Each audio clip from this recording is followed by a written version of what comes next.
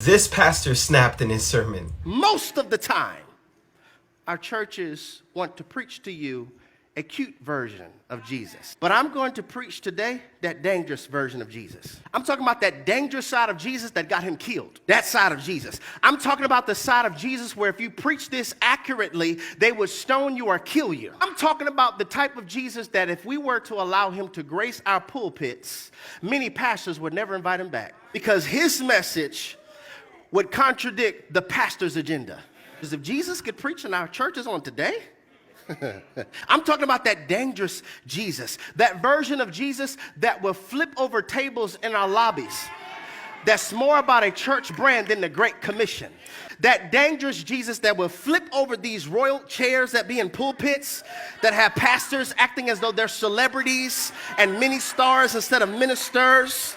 And they care more about gaining followers than making disciples. I'm talking about that Jesus, that dangerous Jesus that will flip over tables that's more about church growth than church health. I'm talking about that dangerous side of Jesus that will frustrate those who are gossiping and bad-mouthing about somebody else's sin who went public. Bad-mouthing those who we know their sexual sin, but if truth be told, many of us did the same thing.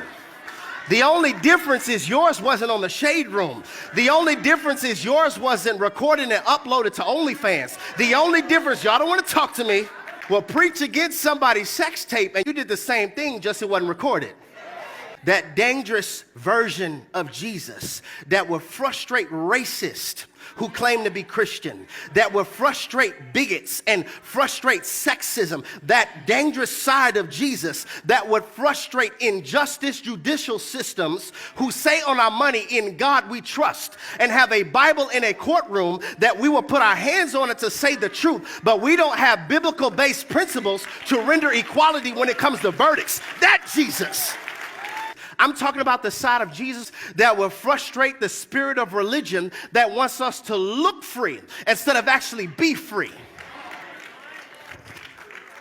Any place that does not traffic in the love of Jesus.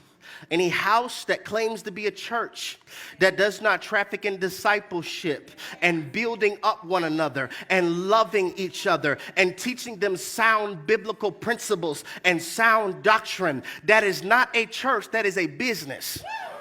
That is not a church, that is a cult. And our biblical ignorance is a funnel for the false prophet to make profit. Bars.